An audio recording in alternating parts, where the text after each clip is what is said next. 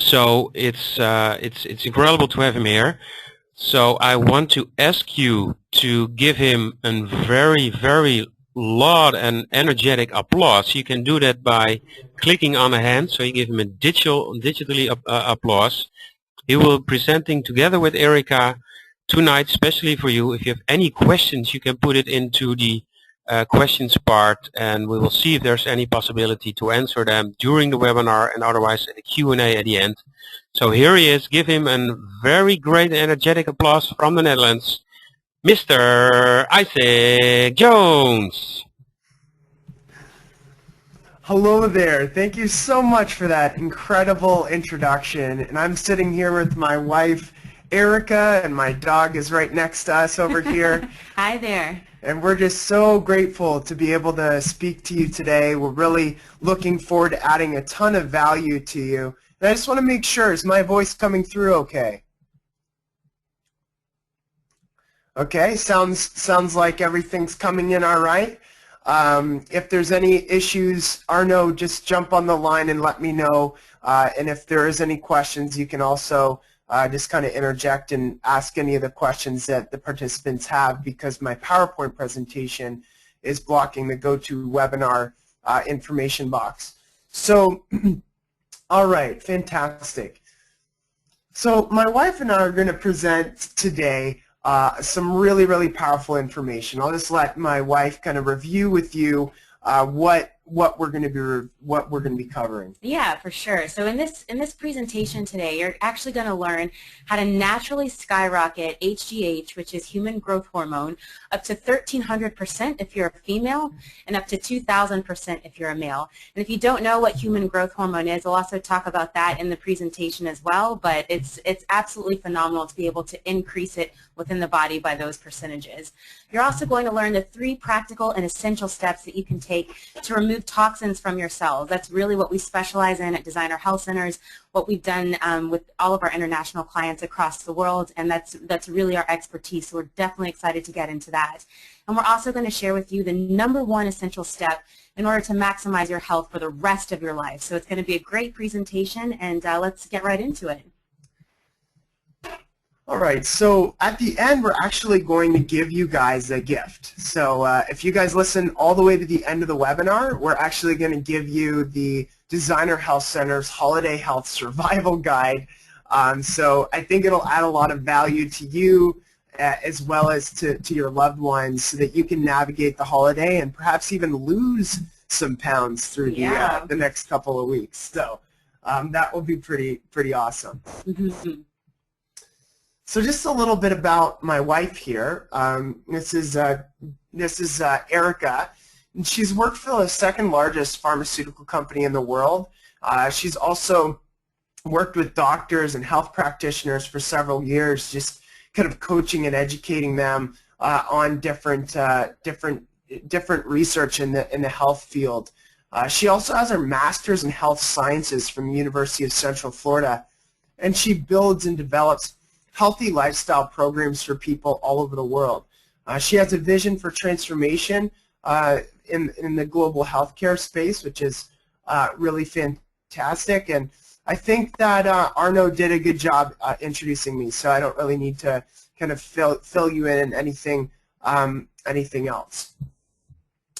So I'll let you kind of tell them about some of the things that Hollywood is doing. Yeah, what's really interesting about the human growth hormone, which we're going to get into right straight away in this presentation, is that it's actually something that a lot of the Hollywood stars are using these days. And the human growth hormone is actually secreted naturally in the human body, but the stars are also paying lots of money, several thousands of dollars, hundreds of dollars, several thousands of dollars, to be injected with it as well.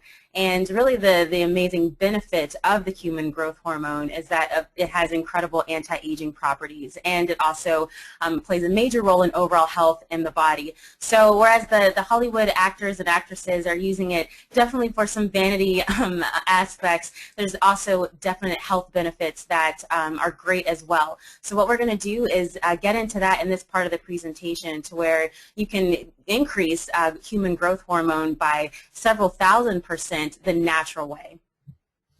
Exactly, without dropping thousands of dollars on it every week. So, all right, we want to talk about lifestyle strategies, and what we know is that there are symptoms that are associated with diseases, and people based off their symptoms will get diagnosed with certain issues. Now, you walk into a traditional doctor's office, and based off your symptoms, what will they give you? They'll give you a drug, right?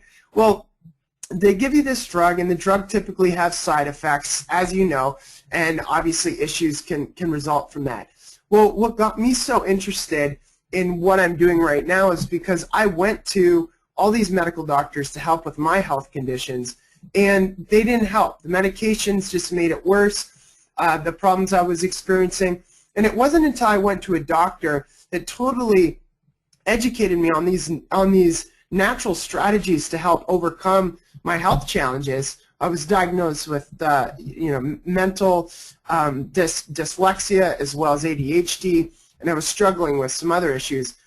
Anyways, this doctor basically educated me on these lifestyle strategies, and the lifestyle strategies was what helped me overcome my health challenge. So, of course, it inspired me to become a doctor, but as a doctor, I know that these strategies are far more powerful than any pill or supplement could ever be. And so this is just a video that I wrote, and actually an article that I wrote and a video that I came out with that you can see has gotten several thousand views on YouTube and a lot of likes. And people have just been raving about this video. I just put it out just a little while ago. And it talks about the power of intermittent fasting. And this is something that I think everybody should learn about and everybody should utilize to some degree. It's one of the most powerful lifestyle strategies on planet Earth, and I can tell you that there are just so many benefits to it. So I'm going to let Erica talk to you a little bit about some of the benefits of intermittent fasting. Okay, so some of the benefits of intermittent fasting, first of all, it can help prevent heart disease. We all know that heart disease is the leading cause of death in the world, especially in industrialized nations, and it's hitting 1 out of every 2 people. So anything that's able to prevent heart disease, that's definitely a lifestyle strategy that you want to implement. It also can help prevent cancer, another disease that's plaguing lots of Western industrialized nations all over the world, as well as diabetes and other chronic conditions and disorders of the 21st century. So that piece alone, the fact that this lifestyle strategy can help to address a lot of the common diseases and conditions that we're facing in the 21st century, that's cause enough for us to implement it into our lifestyle, and it's also something that we regularly discuss with our clients as well. The second thing is, which is a cornerstone of what we're talking about in the presentation today, is that it skyrockets energy levels and it's able to help shift your body's metabolism from being a sugar burner to being a fat burner. Now, most people are sugar burners, meaning when they're not exercising, when their body's at rest, they're burning sugar. That's not what you want for ultimate weight loss and to stay at a healthy weight. You want your body to be burning fat when you're at rest. So when you're doing the intermittent fasting strategy, it helps to convert your body from being a sugar burner to burning that sugar when you're at rest to being a fat burner, where you're basically able to maintain a lean body without a whole heck of a lot of effort on your end. And the final thing is that it's able to skyrocket human growth hormone 13%, 1,300% if you're a woman and up to 2,000% if you're a man. And Dr. Jones, just want you to elaborate a little bit on what human growth hormone actually is and why it's important for the body. Yeah, so human growth hormone actually absolutely rocks. It's an absolutely incredible hormone. Mm-hmm. And I've implemented strategies and exercise to boost human growth hormone up over 500%. But this new intermittent fasting strategy has helped me boost it even more, and I can see the effects taking place in my skin and my body. I'm building more muscle, I'm leaner, etc. It's very very exciting. So what it does is it turns on energy pathways in the body. It increases sexual performance and stamina. It improves sleep patterns. It turns your body into a fat burner, It builds strong bones. So for anybody that has, their parents or people that care about the elderly, something that you may want to pass on to them to help them, decrease osteoporosis and some of these other bone softening conditions. It helps keep the skin, hair, and nails looking and feeling young. And I kid you not, this is the reason why Hollywood injects themselves with HGH, because they see the benefits in the skin. Oh my gosh, it's keeping me young, and it keeps them lean, right? And for guys, it also helps them maintain lean body tissue. Well, you can get the same kind of injection naturally into your body through following this strategy. And so we're going to get into like exactly how to implement this practically without scaring yourself into your everyday life in just a second. HGH also improves cardiac function. It decreases inflammation, which is the underlying cause of all disease, and helps prevent numerous diseases. Okay, so it's got so many powerful benefits, and I'll just get Erica to kind of explain how intermittent fasting works and how you can benefit from it. So the idea behind intermittent fasting is that what you want to do is you want to be fasting 14 to 18 hours out of every day. So Dr. Jones and I average about 16 hours out of a 24-hour period that we're fasting. So that's what you want to aim for. So you can do this in a variety of ways. The way that we do it is that typically we start eating at 10 a.m. in the morning and we stop eating by 6 p.m. at night. So that's our 8-hour period where we're able to enjoy food, and after that time period is when we're fasting. But you can change it up to however works best for your schedule. You could fast from 12 in the afternoon to 8 p.m. at night. You could start earlier in the morning and end earlier in the day. It just depends on what would work best for you. But to get the sustained result, what you want to do is be between that 14 and 18 time period. And I just want to kind of objection management, because I know probably some of you will probably think, hey, wait a minute. Shouldn't you be eating breakfast the first thing you do when you wake up? You hear that a lot at seminars. A lot of health gurus say that. And the reason being is because, when you wake up, your body is detoxing through the night, and you need to replenish it with energy and this and that. If you're living a healthy lifestyle, when you implement this strategy, your energy is going to skyrocket like crazy. The health benefits of this are absolutely astronomical, and it'll help you just maximize your mental capacity, your brain capacity. Everything will be maximized through following this strategy. So, sorry to interject, but go ahead. No, I think that's great. And I also want to add as well that for me personally, and for lots of the clients that we've worked with, is that intermittent fasting is a great tool to help you manage any food cravings that you might have. If you're a person that you feel like you're almost a slave to your cravings of sugar or salty foods or grains or bread or whatever it is, implementing this strategy into your life can help you take back that control over what you're eating. So that's definitely a benefit of it. And just a couple of things to note about how to adopt this into your life. It really only works if you're eating a nutritious and healthy diet already.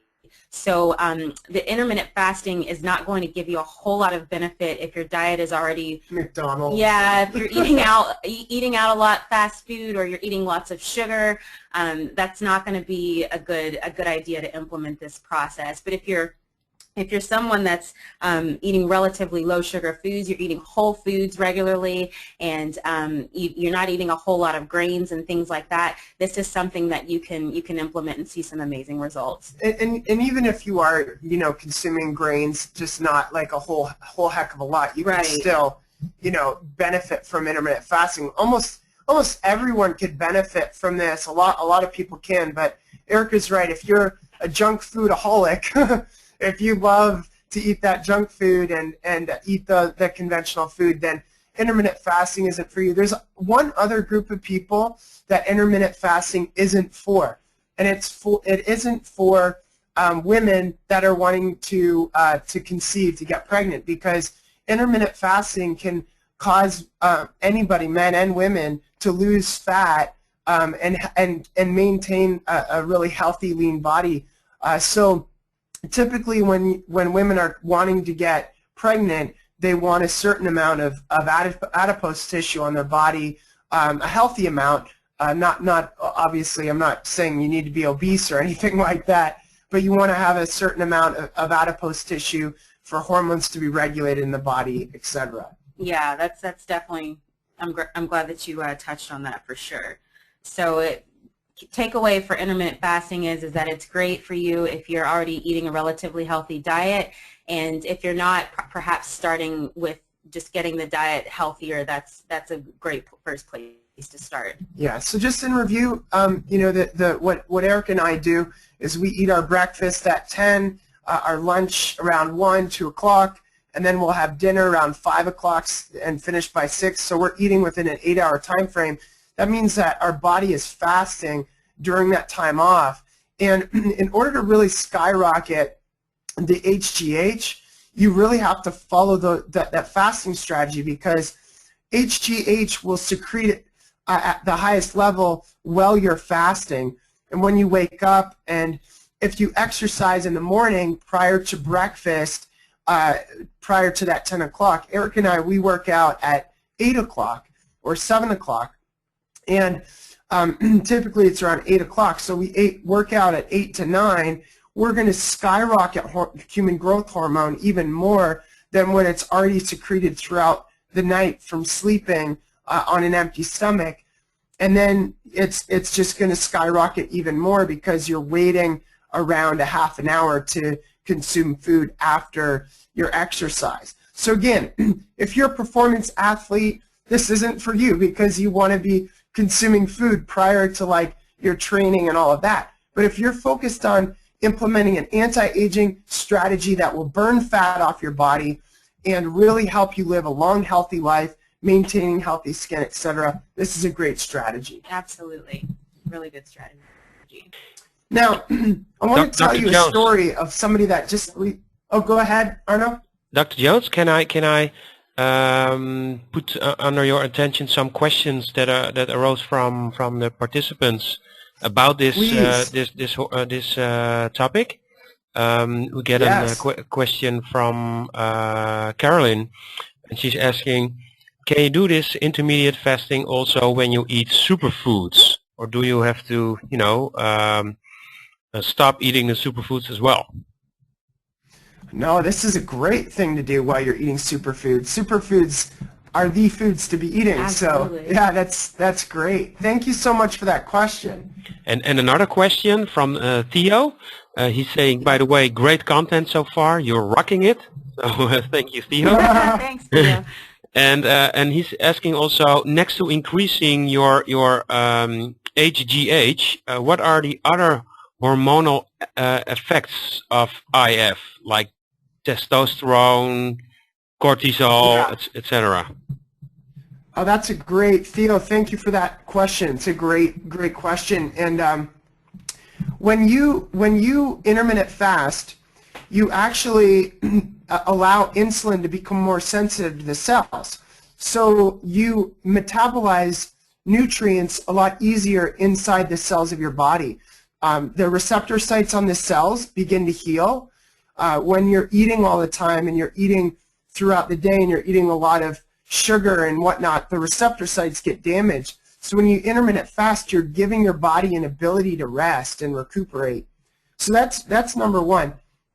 Insulin is able to regulate itself at a better level.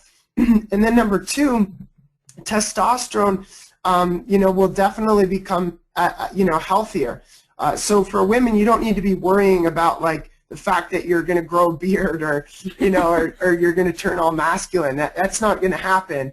But you will have a healthier libido if you're a woman. You'll have a healthier just sense of well-being. Everything associated with having healthier testosterone as well as estrogen, progesterone levels. So, you know, this is all just very, very, you know, positive to help the cascade of hormones within your body. And Erica, tell them about how it also benefits your adrenals. Oh yeah, for sure. I would say that if you have, I think most people, especially women, that we've run lab work on and have seen results from, is that there's issues with cortisol levels. Oftentimes men have issues with this as well, and that can leave you having crashes later in the day when your cortisol levels are off. So by implementing the intermittent fasting strategy, you're better able to regulate those different levels of the cortisols, and it helps you to have sustained energy throughout the day so that you're not having these like dips and highs and lows. So that's just another added benefit of implementing it as a lifestyle strategy. All right. Great question, Theo. Thank you so much. I think it was Catherine as well. Thank you, Dr. Jones and Erica. There are many questions popping up about this topic. So I do mentioning the questions, and perhaps Dr. Jones, you can answer the questions in the Q&A. But I will tell them quickly so you can know some of the story. We get questions about what about the fact that stress causes the body to keep burning sugar. So if people stay stressed and implement IF, how effective is it then? That's from Susan. And from John, he's asking, do you use IF all the time or just a certain period? And Fred is asking, and together with Joseph is asking, can you drink water during fasting or other fluids, or can you drink water like 16 hours? And another one is, how many times do you a week do you do IF? And a lot of questions. So perhaps we can to move on with your presentation. We can move on and keep those questions to the Q&A at the end. Is that fine? Yeah, I'll address those questions right now, and then we'll also address the other questions at the end of the call. I want to make sure all your questions are answered. So please stay to the end, and we'll make sure that happens. So just to answer, why don't you answer the question about whether they can drink water? Yeah, you can definitely drink water and fluids while you're fasting. So with fluids? Yeah, water such as, or even tea, or herbal teas are fine. Yeah. Can they drink orange juice? No, we don't recommend drinking juices. Simply because of the sugar content. So the best strategy is to drink water and herbal teas. So that's typically what we recommend if you're going to drink anything. There was also another question on how often to do the strategy. This is a strategy that we live by, so we do this all the time, and we're used to it. However, you don't have to do the same thing. Well, you know, and to be quite, you know, honest, Eric and I like going out on the weekends. That's true. Yeah. If we go out to a restaurant or something like that, if we were to really kind of look at how many days a week we actually do it, I would say, would you say what, like 5, 6 times a week? Yeah, I'd say 5 out of the 7 days of a week we're doing it. Yeah. 5 or 6 days out of a week. Yeah, and so that's just you know, that's just a really powerful strategy to implement. And what was the other question? Someone asked about the effect of stress on the body when we're discussing the body burning sugar versus oh fat. My gosh, it's just devastating. It's absolutely devastating. When your body is a sugar burner, when you burn sugar for energy, you create major hormonal dysregulation, and you get energy fluctuations and major stress issues. So intermittent fasting will help to decrease stress, the stress response. It will help your body burn fat for energy versus sugar, because again, if you're burning sugar for energy, I mean, remember when you used to burn sugar for energy? Oh yeah, I've been there. I mean, I used to crash during the day. It was terrible. You have stress in your body. You just physically don't feel all there. Crazy. So yeah, it definitely helps to regulate that. Yeah, great questions. Thank you so much. So we'll definitely get around to the other questions here. But I want to tell you a quick little story of Gary Rice here. He's a guy out of Colorado who we've recently just started working with the Designer Health Centers. And here he is holding a lion. And he's actually one of the top trainers at Tony Robbins' coaching group. So he's a coach, top coach and trainer at Tony Robbins. I don't know if you guys have ever heard of a guy named Tony Robbins. Just joking. I know you guys are big over there on him. So he came to us. We actually train a lot, or we work with a lot of the top people in Tony Robbins' organization, helping them with their health and whatnot. And what was so interesting is I asked him to rate his energy on a scale of 1 to 10 when he first started working with us, and he said it was either a 0 or a 1. He was bedridden. He would have his coaching calls in the day with the Tony Robbins group people, and he said he was just so tired at the end he would have to take 1 or 2 naps throughout the day. And so I just got off a call with him actually this morning, his wife and his wife said, what's so annoying now that Gary has all his energy back, he rates his energy right now at around a 7 out of 10, and he's only been working with us for around two months. And one of the strategies he implemented in order to do that was the intermittent fasting. And his wife said something so funny. She goes, one of the annoying things that has taken place since he's got his life back is that the cat doesn't get to nap with him throughout the day, so she's looking for attention at the end of the day and all over me, and it's really annoying. So I thought that was really funny because he's not having to take any naps anymore. All right, so this is just one very, very powerful lifestyle strategy, and we're going to be reviewing a ton of really, really powerful lifestyle strategies at the upcoming seminar that we're going to be actually flying out for to Amsterdam. So very excited to be able to come out and see you at that seminar. So that's one of the lifestyle strategies, but there's a lot more that are very, very powerful that we're going to address. So the next point that we want to talk about and how to increase your energy and have sustained energy throughout the day is just addressing the aspect of cellular toxicity.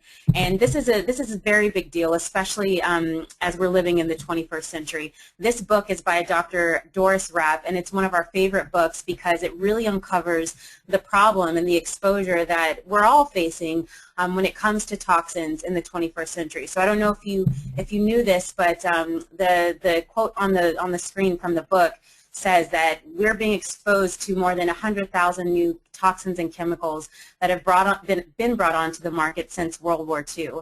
And that's really alarming. And these chemicals show up everywhere. They show up in the foods we eat. They show up in the environment when you're pumping gas at the gas station. When you open a brand new Mac computer, the VOCs and the off-gassing from that are really toxic to the cell. And just so you know, a VOC is a volatile organic compound.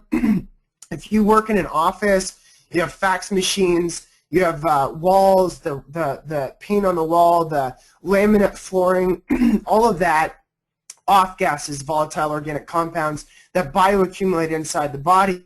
And research, there hasn't been a lot of research about it, but now there's more research coming out showing the damaging effects that it has on the body, and one of the reasons why we're seeing so many neurodevelopment disorders in children nowadays. Sorry. Exactly.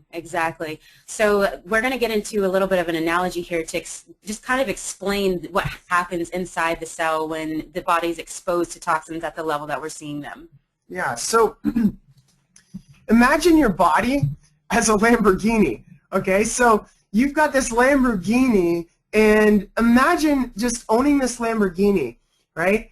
Would you put a little bit of sand, a little bit of dirt, a little bit of crud into the gas tank every time you fill up?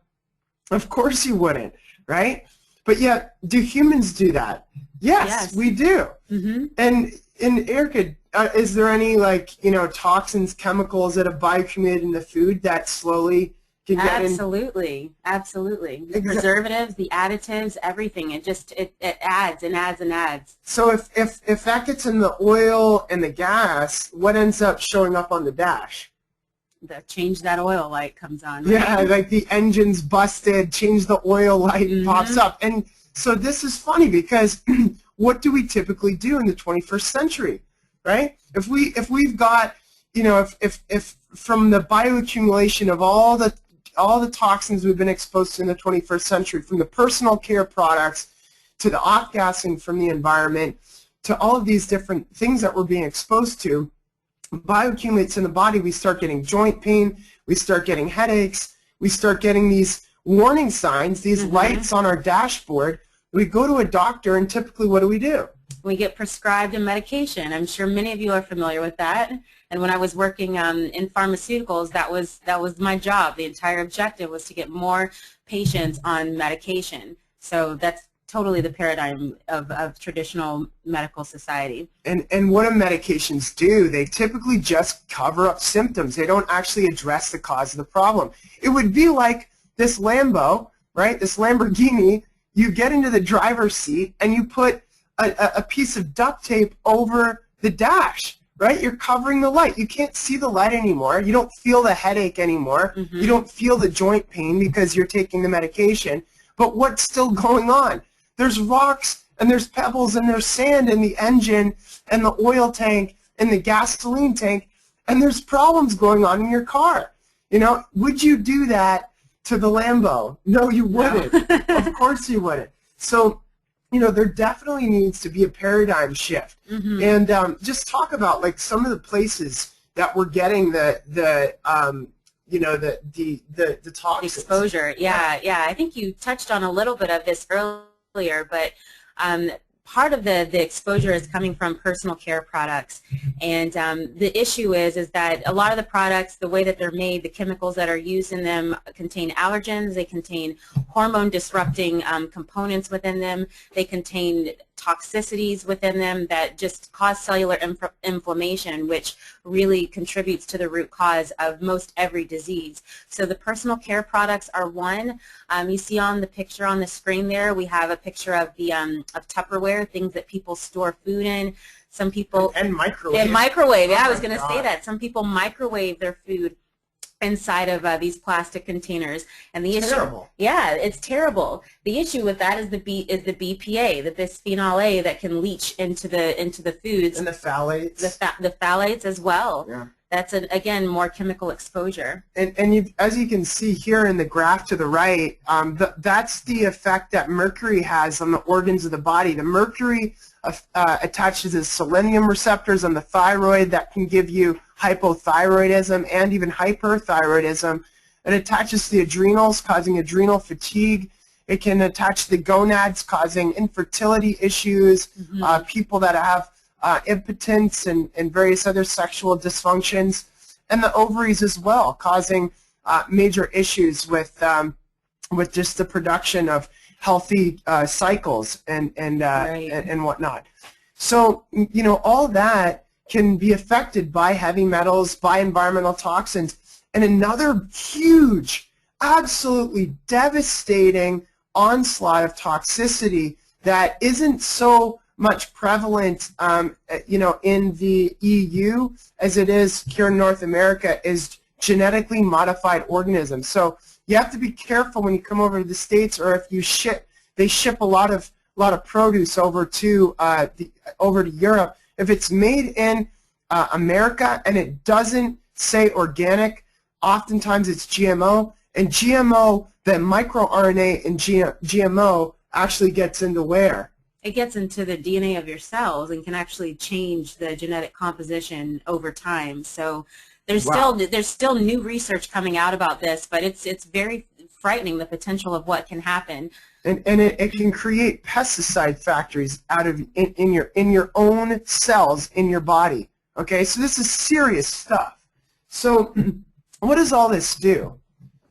Well, obviously, you can see that in this picture we're looking at a cell, and there's chronic inflammation that's happening on the cellular membrane. And as we said earlier, is that the root cause of most every disease is cellular inflammation. So when the cell's exposed to toxins, especially at the level that we're seeing in the 21st century, the issue is that the membrane of the cell becomes inflamed. So that means that the good things can't get in, like the micronutrients, the things that nourish and feed your cells, and the bad things can't get out, like the toxins and things that we want to flush away from the body.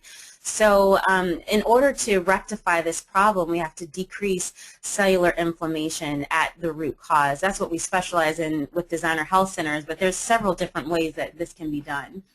Yeah, and here's the thing. all health comes from the cell. All disease comes from the cell. So why aren't doctors studying the cell and trying to figure out how to maximize a healthier cell? Wouldn't that just make more sense? Wouldn't maximizing the health of your cell, increasing micronutrients, removing toxins out of the cell, just maximize the function of the cell and naturally as a side effect remove a lot of the diseases and disorders of the 21st century? Of course. Just makes sense, right? It's so logical, and that's one of the reasons why we guarantee results when we work with people, because we can guarantee results because we get results, and we get results with everyone we work with because we're actually working with addressing the underlying cause of the symptoms of the problem. So that's we're not treating the effect, we're actually addressing the root cause. So you can see at the top left, there's two brain scans. These are functional MRI scans. And at the top left, you see a fully functional brain. And then if you look to the right of the one you see, it looks like a Swiss cheese effect. That person was exposed to a lot of environmental toxins. The brain's not functioning optimally. Blood isn't getting optimally to different areas. The brain's just not fully functional. The person would typically describe themselves as fatigued. I can't focus very well. I'm not able to really have the kind of mental clarity that I used to have, etc.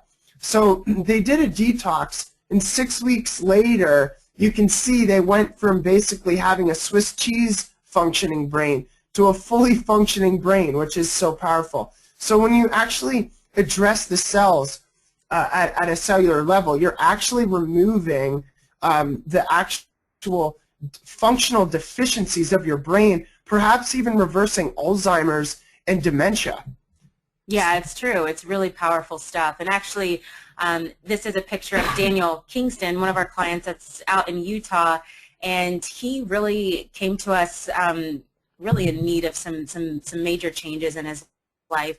He was on the spectrum for heart disease. He already had inflammatory markers within his body. He had heart disease. Full-blown heart disease. He was also very overweight, which is there's comorbidities associated with being overweight. Heart disease is one of them. Diabetes is one of them. Increased risk of cancer is one of them as well. And so when he came to us, we knew that we really needed to have a very customized approach for him, as we do with every client, to be able to address the root causes of what was going on in his body. And just so you know, this is a after picture. An after picture, yeah. After he lost 40 pounds. And what happened to his wife? She actually was not even enrolled in our program, but because of the lifestyle changes that he was making, she also went on to lose an extremely high amount of weight. I think she lost 60 or 70 pounds along with him. Yeah, and then over a course of a year, she lost 100 pounds, which is really great. So very, very powerful. But that all took place, again, focusing on cellular healing. And so, when you address cellular healing, you're addressing the cause of the disease. So, the middle picture is a stroke, a scan of a stroke. You can prevent that. There's the picture on the left is a picture of, a cancer cell. You can prevent that. I believe also that the epidemic of neurodevelopment disorders in children, autism, the Asperger's disease, etc., I think that is a result of a bioaccumulation of generational toxins that have just bioaccumulated from one generation to the next and have had effects on the genetic expression of the parents, that reflects on the gene expression of the children, that obviously when exposed to toxins express certain disease pathologies and physiologies such as autism. So again, you can reverse a lot. And so here is, the lab test that we did on Daniel Kingston. This is before. This was, you can see, November 30th, 2011. So this was last year around this time. Actually, December 5th, 2011. And what they show is that he's in the red. You can see he's just in the red all over. This is the most advanced heart disease panel that you can get, far more advanced than what you could ever get at a traditional doctor's office. And you can see that over the course of time, in July 2012, this year, he completely reversed heart disease. He had high blood pressure that he couldn't get rid of for years. Doctors just told him that you're just going to be stuck with it. Completely reversed that within his body. And he also had high cholesterol that the doctors again said, it's just going to happen, it's just genetic. Your dad had high blood pressure, high cholesterol. Your grandpa had high blood pressure, high cholesterol. It just runs in the family. Well, that's not so. And we showed him through this lab work that he's completely reversed that within his body. So here's some practical things that you guys can do to begin to cellularly heal your body and help to detox your body, and just in a practical way, things that you can implement right away. So what we just discussed earlier was the fact that the inflammation is the root cause of what's going on with disease in the body. So in order to heal the cell and reduce the inflammation, there's some lifestyle strategies that you can implement, and one of them is to reduce the amount of sugar that you're eating. This includes added sugar as well as hidden sugars. We'll get more into hidden sugars at the actual seminar, but right now we'll talk about the ones that are really obvious.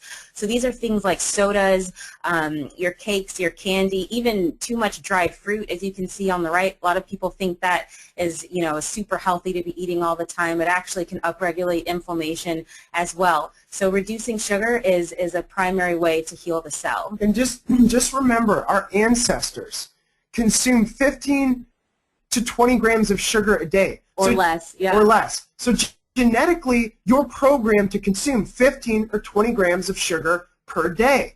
So when you're consuming 30, 50, 60 grams, or the average of 95 grams per day, right? Exactly. Is that right? Yeah, the average person statistically consumes upwards of 90 grams of sugar per day. That's crazy, right? So when you do that, genetically you're creating an environment that of course is going to express disease. Exactly. And one way that you can kind of monitor that is just start taking a look at the packaging information on the foods that you consume. Some of your favorite foods, you may be surprised when you look at the nutrition facts, could be very high in sugar. We've had a lot of clients very surprised when they took a look in their pantry and their cupboards to know that some of their favorite foods are contributing to the diseases that they're dealing with, and the fact that they can't lose weight or have that sustained energy. And the second thing for practical steps that promote cellular healing is to reduce the consumption of grains. And I know this is one that kind of strikes a nerve with most people, especially over here in America, because people love their bread, they love pasta, they love all of that. Especially around the holidays. Right? Absolutely, absolutely. So if you want to heal the cell, the best way, one of the best ways to do that is to reduce or completely cut out, if you can do that, your consumption of grains and bread. So that's another one. And give them practical, like, stepping stone. If they're eating like white bread or whole Yeah, you don't have to go cold turkey right away, but better choices for, let's say if you're someone that eats white bread or brown bread, a good step in the right direction is to eat whole grain bread. And if they have it available in the Netherlands, which I would assume they do, is the sprouted whole grain bread. You can get like Ezekiel bread, sprouted grain bread. That's better because it has enzymes in it that help you digest the food, which the problem with the bread is that it's very difficult to digest. So those are some practical stepping stones with that. And just so you know, bread is a lot of sugar. Bread just metabolizes as sugar in the body.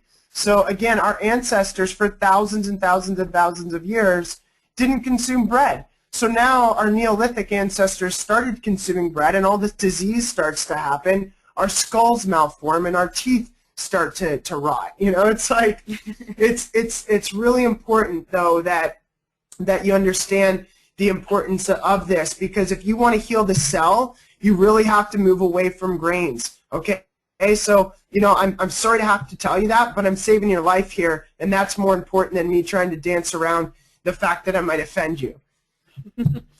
And so the final step for cellular healing is to remove the exposure of bad fats.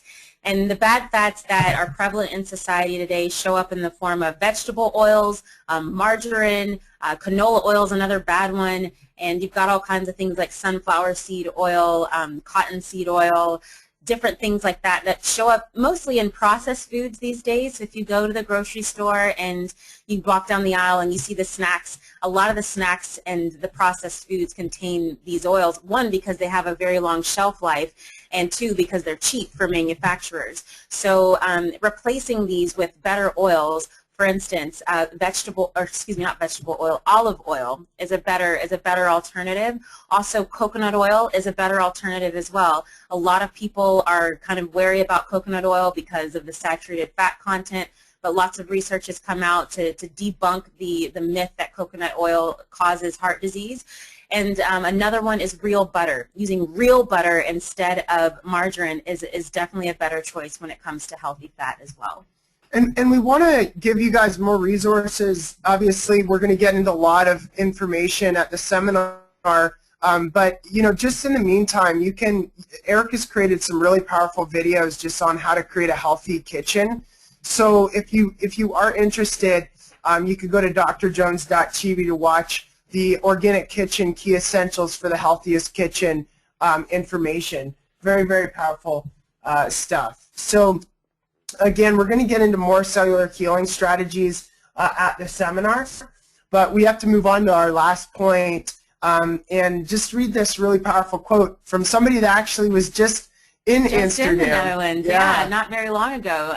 Steve Linder, who says, "You can't master your psychology until you first master your physiology," which is so true. You can't enjoy money, travel, relationships, and the powerful experiences in your life without maximized health. Right, and what Steve specializes in is psychology and understanding human psychology. And so we know how important it is to maximize your psychology. And here's the thing. Most people, they have a story that they keep telling themselves over and over and over again that hold them back from a maximized life. And so you've heard of the whole concept of a story if you've gone to a Tony Robbins seminar. You've heard of the whole concept of a story if you've gone to any personal development seminar. And so a story is what? Tell them what a story is. A story is basically a thought pattern or a way of thinking that really prevents you from empowering yourself to take action in whatever goal or outcome you want to see in your life. So for example, if someone was, let's say you wanted to lose weight and you want to get this weight off of you, but you tell yourself that you don't have enough time, you don't have enough time to cook, you don't have enough time to work out, what will people think if you go to the gym? Though all of those thoughts and the reasons and justifications around that embody what we call a story, and they're disempowering and they don't push you to where you want to go for your future. Right, so you can always just try to call yourself out on your story, but one great way, and this is the #1 strategy that we're going to get into here in a second, that will transform your health for the rest of your life, and it is seriously the most powerful, profound strategy that you can implement. This strategy is something that can help you overcome your story, but the static going on in your mind around the story prevents you from maximizing your health and your wellness. It prevents you from maximizing your life experience, and that's what life's all about. You want to be able to travel with your grandkids and your kids without joint pain or being in a hospital attached to an intravenous with drugs being pumped through your veins. You want a maximized life. You want to bite into pizza when you're traveling in Italy and enjoy every bite of pizza and your glass of wine in front of you. You want that, right? So this is what life's about. It's about overcoming your story and then, creating a really powerful, a really powerful future. So just talk to them about how important psychology is. Yeah, psychology is really critical when you're talking about making lifestyle changes. And it's something that we address with all of our clients, because if the psychology doesn't shift first, there's not going to be any actions that are fruitful as a result of what we're giving them throughout the program. So the most important thing before you embark on any lifestyle change is to make sure that you're there, that you're committed to it on a psychological level. And that includes being able to recognize where you're going into a story or call yourself out on the negative thought patterns that you might have so that you can feel empowered to accomplish the goals and the outcomes that you want for your life. Exactly. Your thoughts create your habits, which create your destiny. Your thoughts create your habits, which create your destiny. Really powerful, right? Well, the one strategy that I'm going to talk about and Erica is going to talk about that will absolutely transform your health for life is to shift your identity. I can't stress this enough. In neuro-linguistic programming and neural strategies, in all these different courses, Tony Robbins, all these people talk about creating identity shifts, becoming a different person in your mind. And then all of the actions based off of this shift in your identity, they change. Yeah. You change. Your health changes, and you maximize your life for the rest of your life. So the question that we ask is, what is your identity? Are you creating the thought life that's congruent with your vision? So whatever your vision is, what are you thinking about regularly? Do you even have a clarity around what your vision is for yourself? And this is the perfect time of year to be thinking about that as we embark on a new year. It's a fresh time to explore that and to really create what you want for your future. So I've got a really funny and amazing story for you. I have this health participant, Eric and I, who we've been working with from Sydney, Australia. This is him. His name is Rayad, and he used to be around 300 pounds. So he was very, very heavy. I think that's 140 kilograms. So he was 140 kilos, and he was obese. He didn't have the confidence to be around people, and he went through our program, and he wasn't like he would skip consultations with us. He wasn't with it. He wasn't with it. Like he wasn't programmed to really want to change, right? So it comes down to our last consultation, and it was funny because I was like, you know what? I'm gonna change this guy's life. I'm not going to change his life. I'm going to guide him to change his own life, and I'm going to do everything in my power in this consultation to like just get in his head. So it was supposed to be an hour-long consultation. We spent 2 hours in the consultation, and all I focused on was identity shifts, shifting his identity, and we'll work a little bit on this at the seminar as well. But we focused on shifting his identity, and look at what happened. Just in 5 months time now.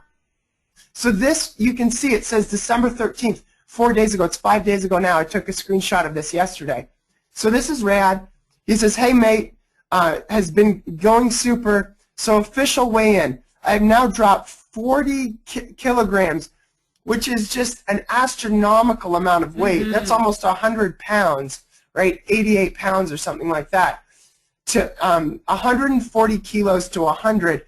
I did a 5K run 2 weeks ago, and I've dropped 127 centimeters around my waist, and I'm wearing 97 centimeter waist pants. My shirt size has gone from 5XL to just XL, and he's just so happy and enthusiastic, and he's looking forward to just continuing to work with us. But the reason why he had this breakthrough, again, was because he adopted a new identity around who he was around health. And I'm sure I'll have a picture of him pretty soon as well, his after picture. Yeah. So the thing is that it's important in order for you to stick with the identity shifts that you've made to get support from the people around you. And what we've noticed through consulting with people is that the clients that are able to go through the program with their significant other, have them on board, they always get results that are long-term sustainable. They're able to go through the program with incredible amounts of support and great results when they have someone that's backing them along the way. So we always suggest for people to get their spouse or their significant other involved in their lifestyle changes.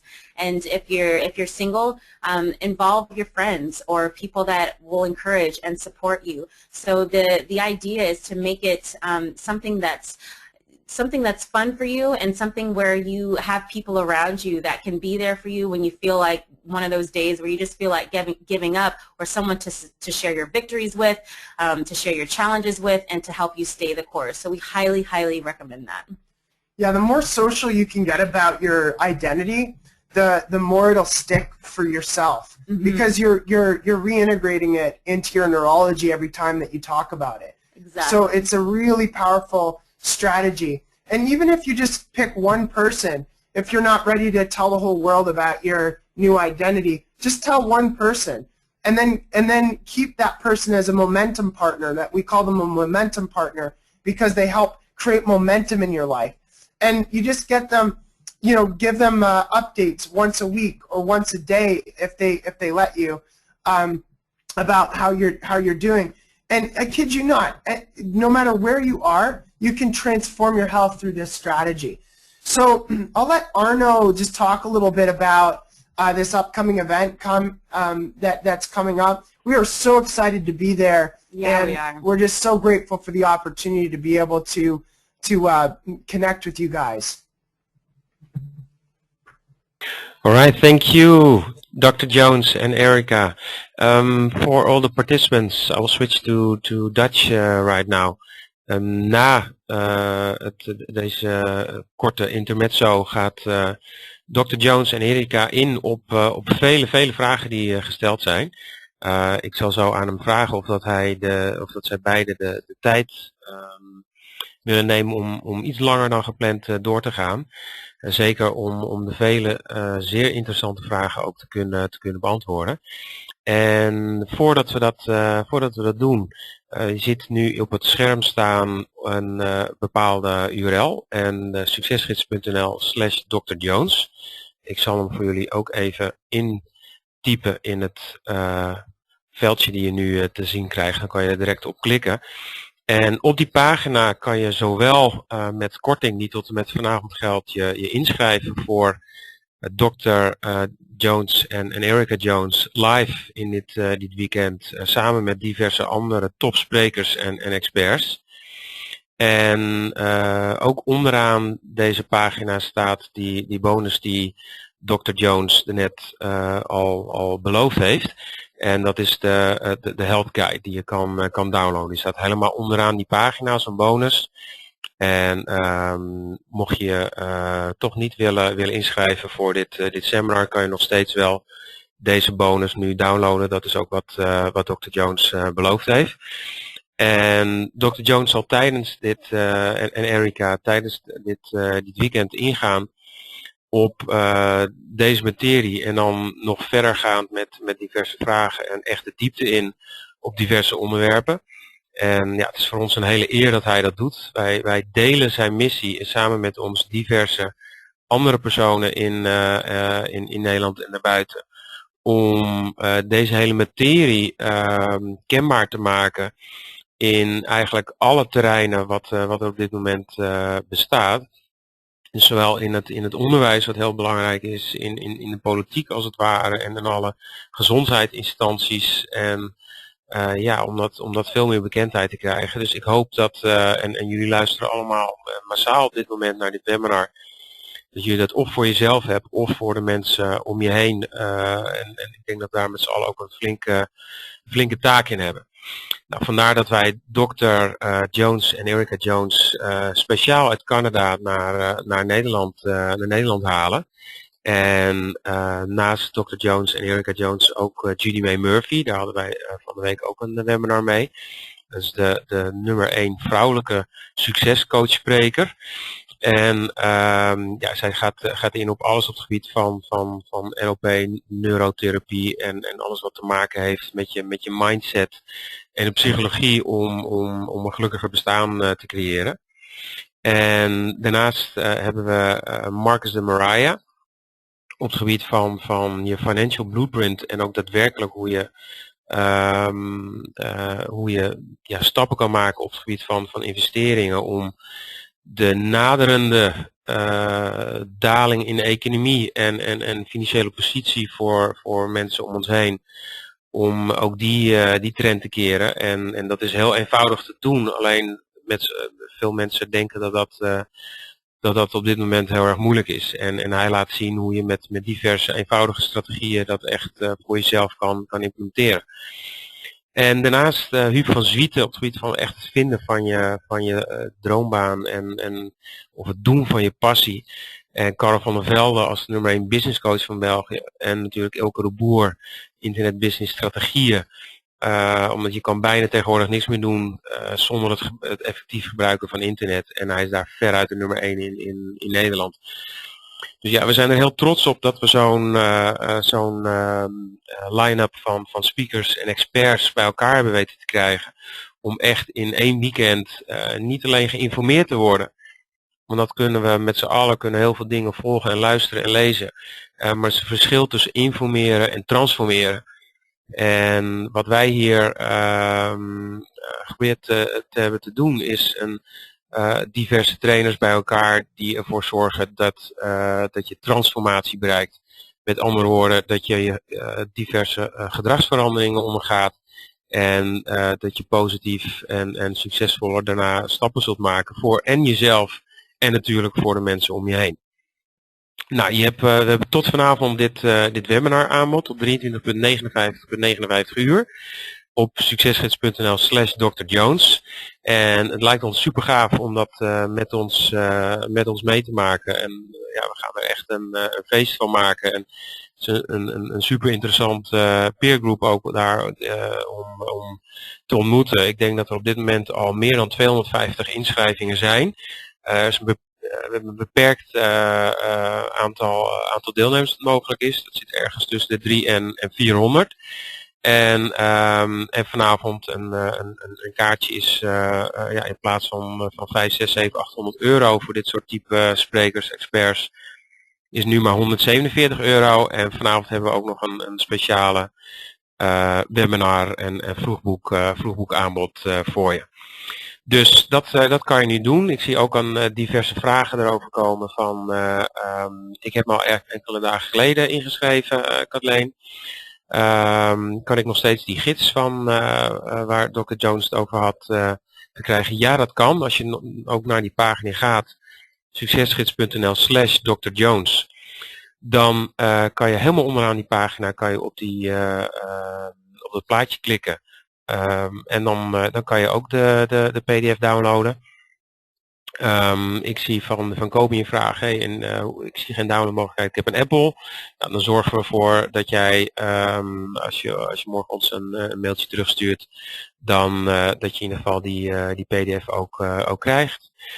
En nou, dat is het belangrijkste. Dus nogmaals, ik hoop jullie daar te zien. En tijdens de Q&A zal deze pagina ook actief blijven. Dus dan kan je daar nog steeds gebruik maken van het aanbod.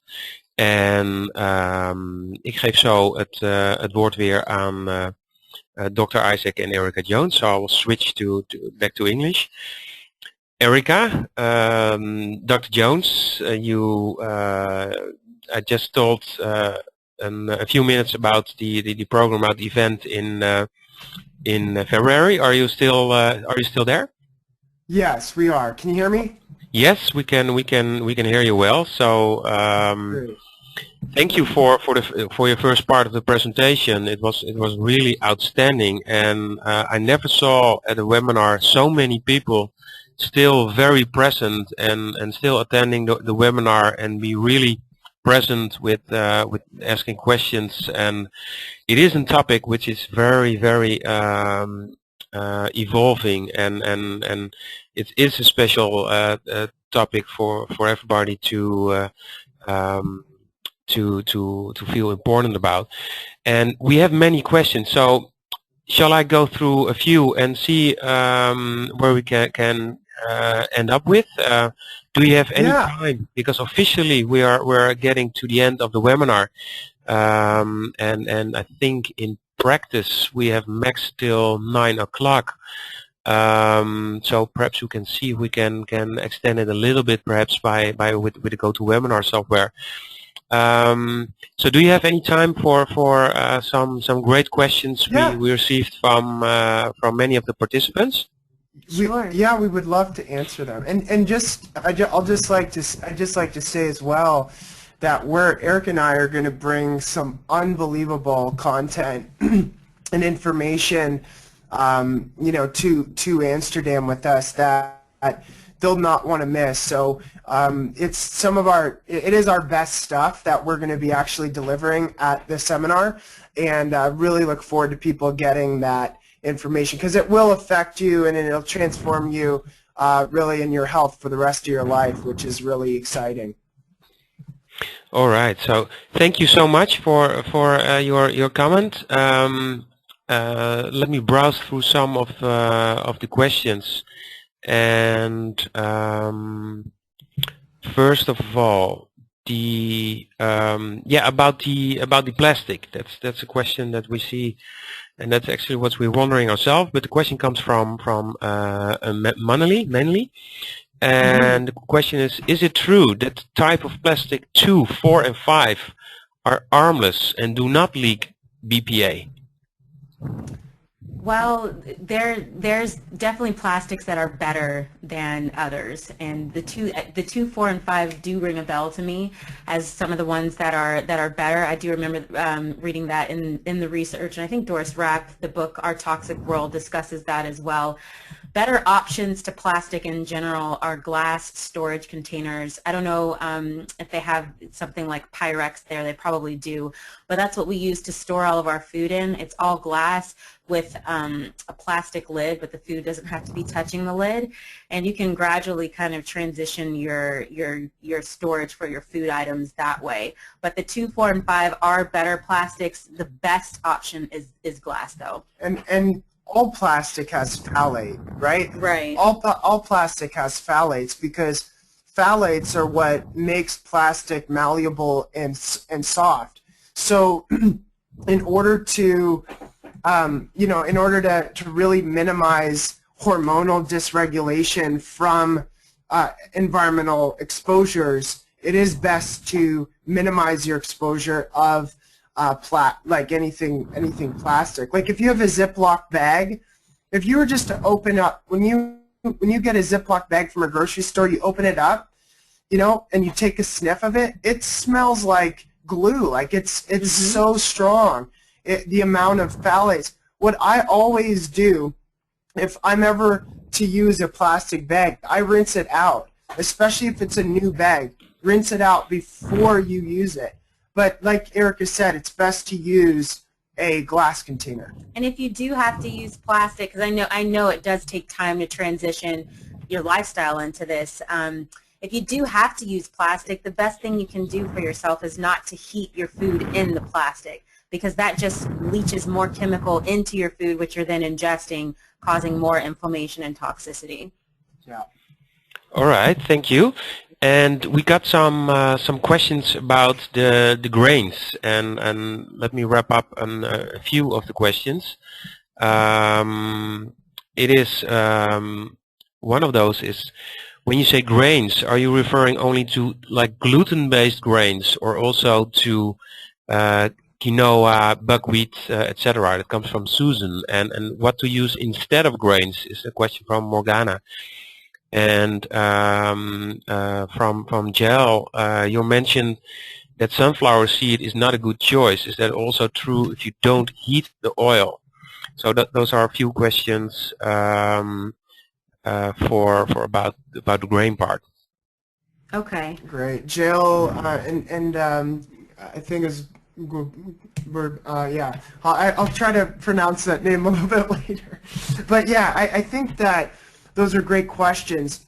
And as far as grains are concerned, we are talking pretty much all grains, but quinoa is actually, it acts more like a seed than a grain. So a quinoa is something that we actually consume in our house. So it's something that we enjoy. Rice is a grain, but we also will consume on occasion some rainbow-colored rice, or like brown rice and red rice and black rice and whatnot. So that's really good. You stay away from all white rice if possible. And go ahead. The gluten-based grains are really the ones that are the most problematic because of the gluten protein within them.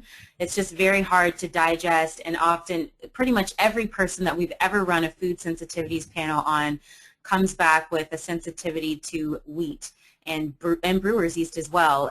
So those are the components of bread, and so the effects of that are inflammation at the cellular level. So yeah, some people would argue that all grains need to be cut out, but really the gluten-based grains are the ones that are the biggest problem. Yeah, and I would say if you're in a chronic state, like if you have like a condition like diabetes or heart disease or cancer, or you've got depression or cognitive function decline and your brain's not functioning optimally, you have to cut out all grains, because in order to truly follow a cellular healing plan, you have to cut out even rice and quinoa and buckwheat and these non-gluten grains. You still have to cut them out in order to get your body at a point where it's healed. Right. And then once it's healed, you can then reintegrate this back into your diet at a more basic level. Because in moderation, right. The problem is, I'll say to people, oh yeah, you can have quinoa, you can have some brown rice and some buckwheat, and then all they'll eat is buckwheat bread, quinoa, and brown rice. It's not healthy, right? So too much of a good thing is still not good. So, moderation is key. Like we'll have quinoa twice a week or something like that. Yeah. Just to give you an idea. Yeah. Yeah, and someone also asked a question. I'm sorry, I didn't remember the name, but there was a question about the, I think it was sunflower seed oil. Yes, you're right. There's an issue with heating that particular oil because the fat denatures. But also, even when it's not heated, I recommend that our clients use olive oil, simply because the fatty acid ratio of an oil like extra virgin olive oil is much more favorable. And so that when we talk about fatty acid ratios, we're getting into the ratio of omega-3 to omega-6. And for sunflower seed oil, it's not bad, it's just not that great. There's better oils to choose. But if you have it every now and then, and you're someone that's very healthy as it is, you're not dealing with a chronic condition or something like that, I'd say that it's okay to have in moderation when it's not heated. All right, thank you. And Suzanne is asking a few questions. And one of them is, what will Dr. Isaac and Erica Jones cover in February? Is it possible to give some indication now about what you will teach? Oh, so you want some inside peeks into what we're going to be bringing? For sure. What we're going to actually do is we're going to help you design a lifestyle strategy so that you can walk away from the seminar with an entirely clear view of exactly what we've done for people that have paid us tens of thousands of dollars to work with us. So basically, you're going to be able to walk away, and we're going to give so many different lifestyle strategies that you could implement. We're going to be also talking about cellular healing strategies and actually how to look at what's going on inside of the cell, and then how to actually see the level of inflammation inside your body, inside of your cells. So we're going to get into all of that, and then we'll give you all the practical solutions in order to address those problems and then to remove cellular toxicity at the highest level through upregulating certain pathways in the cell that you can do naturally. Exactly. Yeah, we're all about helping people to create customized lifestyle strategies for them. So the goal and the idea at the seminar is for you to be able to take away a customized plan for yourself and for your life that you feel like you can live with for the rest of your life to have optimal health. Thanks for the question, Susan. And Susan asked another question. It's also one that we that occurs a lot, and that is IF also safe for teenagers and small children, or what's from which age it is safe to do? Yeah, intermittent fasting, you're not depriving your body of nutrients or calories. You can follow, there's certain intermittent fasting strategies where you only consume 200 calories a day or 400 calories a day. Well, I'm consuming a lot of calories in a day, and your children would still be consuming a lot of calories and healthy nutrients. What you're going to do for your kids is you're going to help them prevent diabetes. You're going to help them prevent certain diseases and issues while keeping them lean and healthy. So this is certainly a strategy that you can implement with your kids, although you can't be rigid. You probably couldn't be rigid with them. Right. So you'd have to be more flexible with them. So it would probably look a little bit more like doing it 2 to 3 times a week than 5 or 6 times a week. Mm-hmm. All right. And another question that comes from Jeroen. And Jeroen is asking a question about kwikontgifting. That's a Dutch word. So what can you teach us about mercury chelation? I don't know if the mercury Mercury chelation. Yeah, that's a big topic. That's a huge topic. We'll be getting into that in the seminar. All right. That's a really big topic. Yeah, it's a very broad topic as well. We probably don't have even. There's so much science behind it, and there's only a certain way to chelate, and that's actually beneficial and will help to pull from the body and the brain. So there's only a couple chelation agents you really want to use. Mm-hmm. So yeah, we'll definitely get into that in the seminar, but that's like a pretty detailed conversation. All right, and a personal question. And before I do, I just jump into it. How about with the sugar thing? How about sugars in fruits? And how about, for example, goji berries, like dried fruits? What's the deal with that? Well, the thing with the dried fruits and fruit in general is the problem with fruit, and I shouldn't say it's a problem. The problem is with society, and the issue is that most people in modern society in the 21st century are overexposed to fructose. That's the sugar that's found in fruit. And the sugar, the fructose that most people are exposed to is the manufactured kind, the kind that's in processed foods. You get it in salad dressing. You might have heard of high fructose corn syrup. That's a highly common type of fructose that also mimics the natural fructose that's in fruits that you eat. So the issue with the overexposure to fructose is that when sugars are already elevated in the body from eating perhaps a conventional diet, when you then go and you add fruit, whether it's natural or dried fruit or any type of fruit to that, you're also increasing the amount of sugar within the body, upregulating inflammation at the cellular level because of the overexposure to fruit. Fruit isn't bad. If you're someone that is struggling with a chronic issue, you're trying to get your health in order, I would say you definitely need to cut out high glycemic fruits from your diet. We recommend berries only, and that's 2 to 3 times a week max for people that are dealing with heart disease and things like that. For the average person that is eating a conventional diet, I would say that you probably don't want to be consuming a whole lot of dried fruit. That includes goji berries and fruits like oranges that are high glycemic, or red apples, just because they're adding to that fructose load in the body. Yeah, and listen, most people are probably like, "Well, you're crazy. You want us to eat less fruit?" Right. Our ancestors, again, they didn't consume boatloads of fruit like we're consuming nowadays. Right. And if you do have any kind of ailment, any inflammatory issue, joint pain, back pain, if you've got a headache or neck pain, or if you've got any chronic disease like cancer or Alzheimer's or anything like that, it's really essential to downregulate inflammation inside the body. And so by removing fruit, you're removing the fructose that causes that level of inflammation inside the body that we're trying to avoid. So you can have fruit again.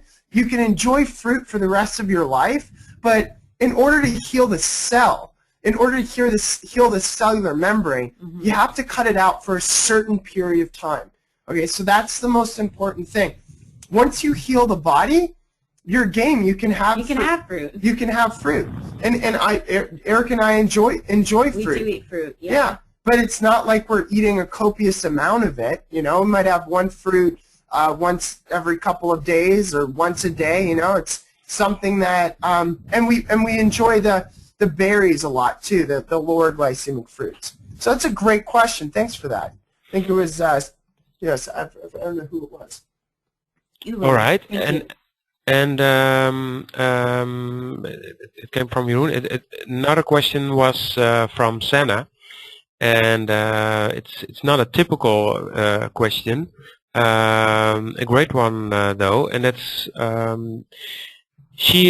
what about people that are skinny and they lose weight far too quick, and what then with the effects of intermittent fasting?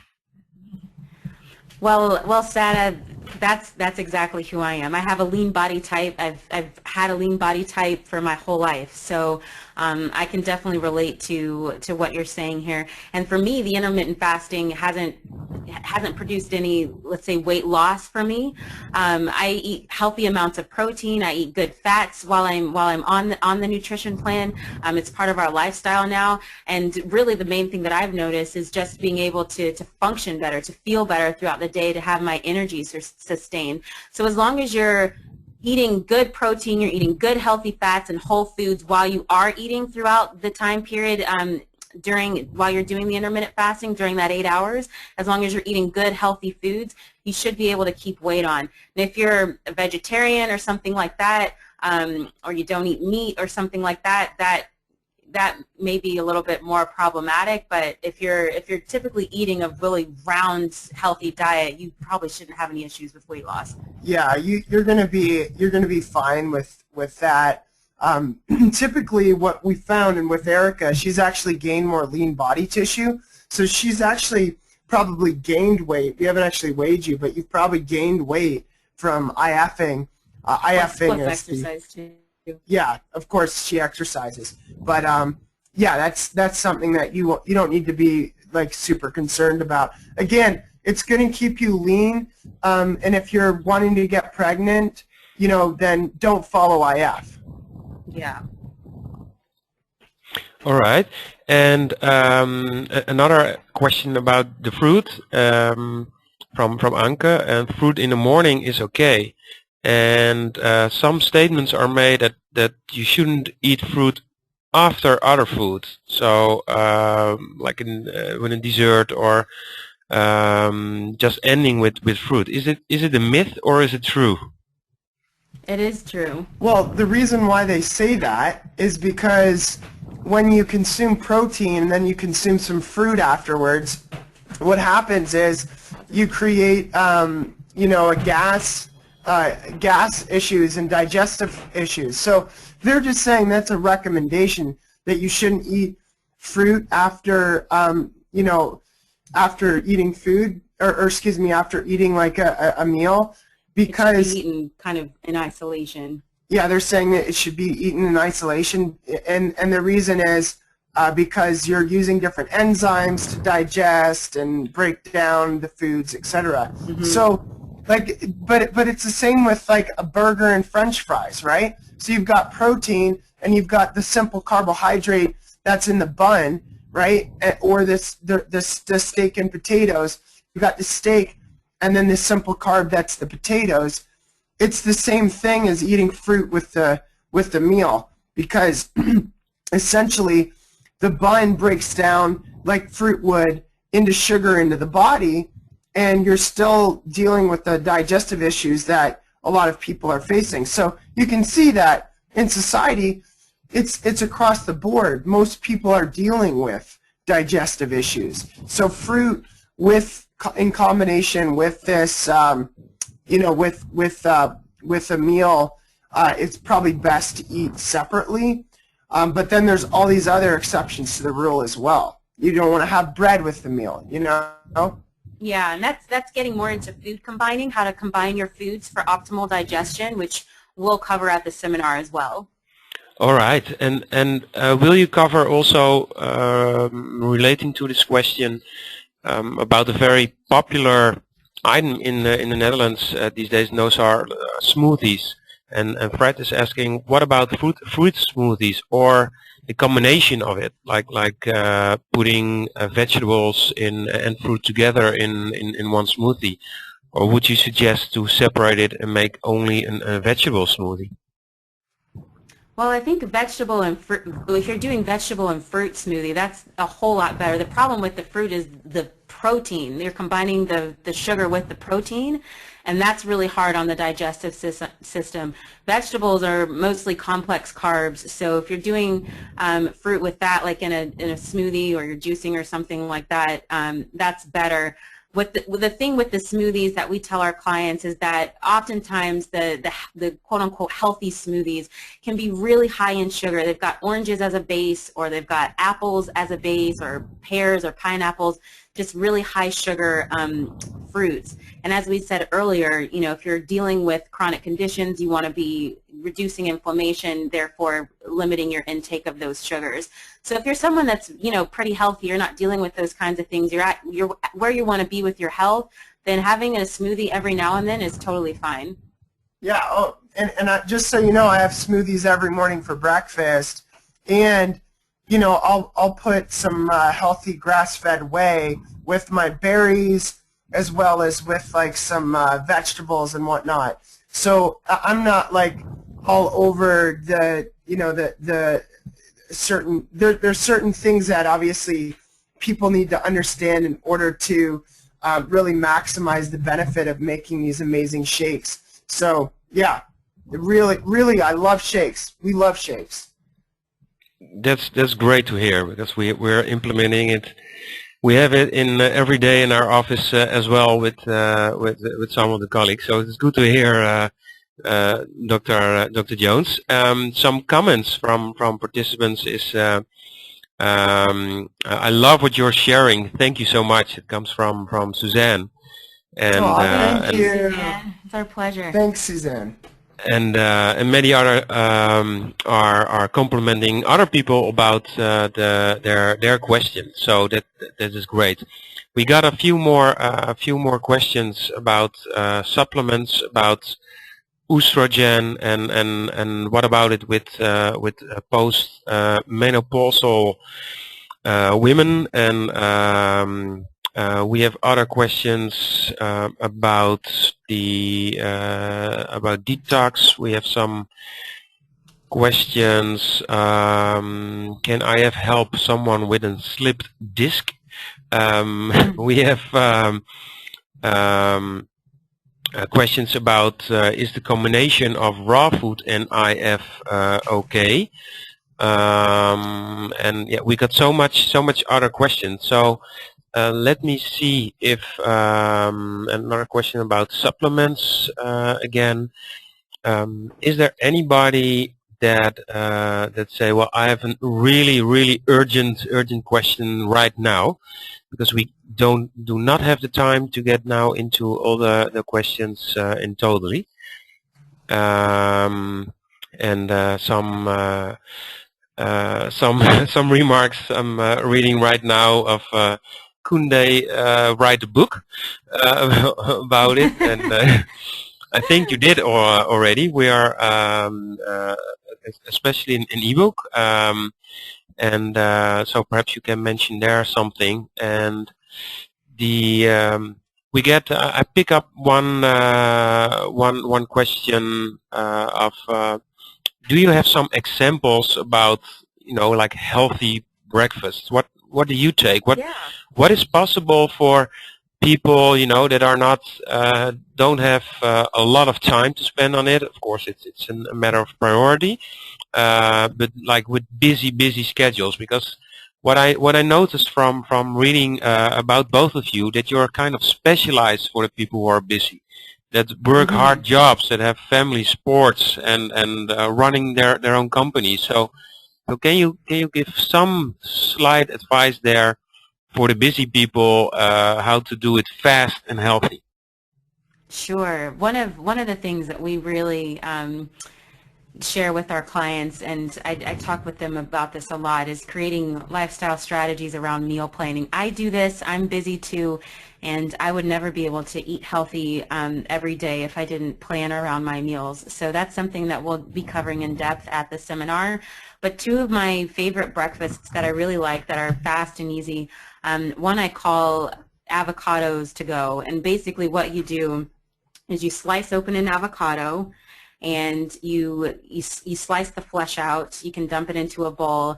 I crust just a couple of garlic cloves and put them in there in the bowl as well. I slice up about half of a tomato, put that in the bowl as well, drizzle it with olive oil and just a little bit of sea salt and pepper, and I'll have that in a bowl. It's super fast.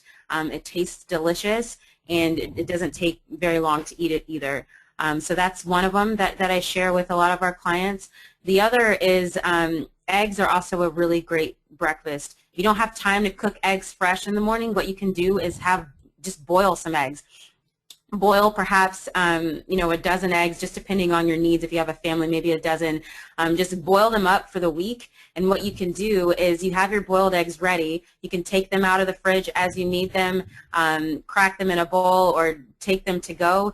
And oftentimes what I'll do is I'll just slice up a boiled egg in a bowl. I'll sprinkle it with a little bit of sea salt. Sometimes I'll have avocado in the bowl as well, or maybe some salsa. And that's a great healthy fat and protein breakfast that you can do that's really quick as well. Yeah, and we also, did you say the pears, cutting up the pears?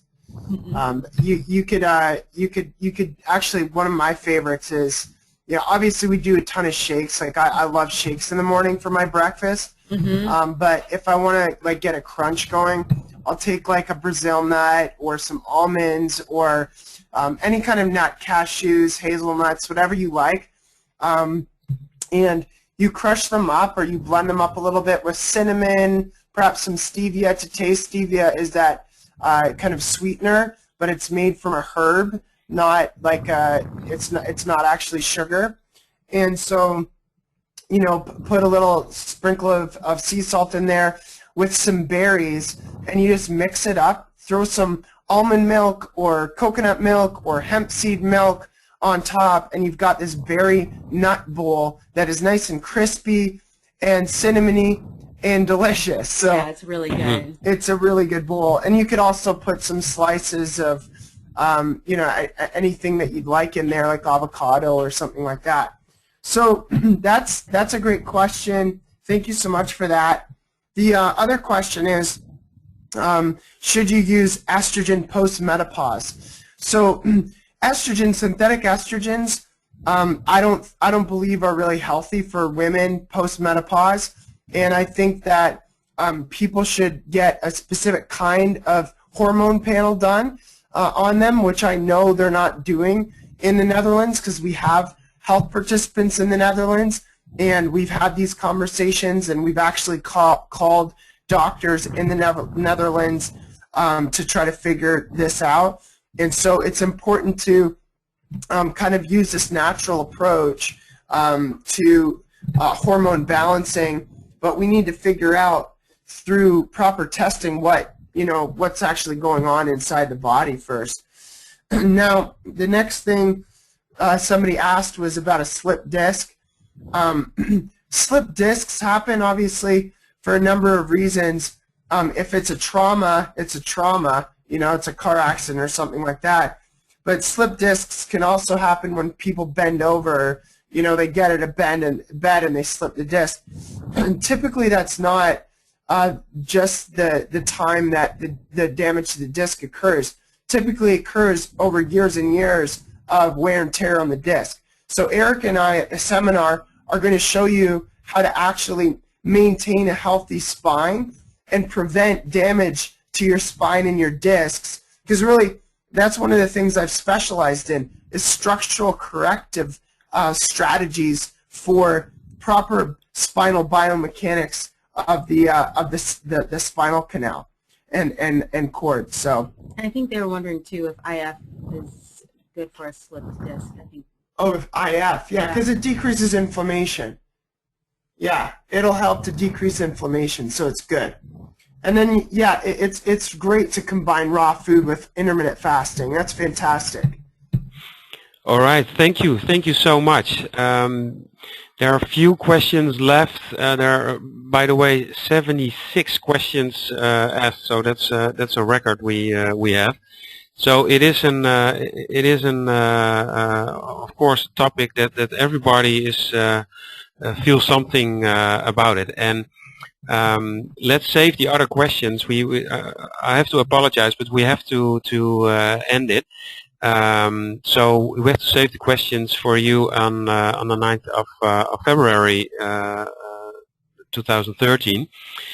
So I'm really impressed about the expertise that you guys have, both of you, and it's such an honor that you want to share your knowledge and share your mission with the relations of Success Kids, and hopefully all the participants learn a lot from you and implement it in their own life and in the lives of the people they love. And so again, thank you so much, Erica and Dr. Isaac. And you're such a kind person, and I'm really looking forward meeting both of you in person in the Netherlands. It will be in Hoofddorp, close to Amsterdam Airport. And so for the participants that that did sign up tonight or before, they have the privilege to meet you there and learn from you there live as well. For the people that participants that cannot make it to February, sign up for the newsletters from Dr. Jones and Erica Jones, and go to the page. I will type it in again. I just send it to you. Go to the page and go to the bottom of the page, and at least use all the material of Dr. Jones and Erica Jones that you can find your hands on, and especially the holiday guide. So again, thank you so much, and it was a privilege for us. And we're going. If you have any, do you have any closing comment, Dr. Jones or Erica? Yeah, I just want to say that the questions, if you could just send them over to us, we'll integrate that in all the questions into our content, or as many questions as we can into our content on the 9th of February, so that everyone can feel like, they're getting the most value there. So. And we're so excited to come to the Netherlands and to be able to meet all of you. Thank you so much for your attention, and thank you, Arno, for this great opportunity. We've really had a great time. Thank you so much. All right, thank you. You're welcome. See you in February. Bye-bye. Okay, bye-bye.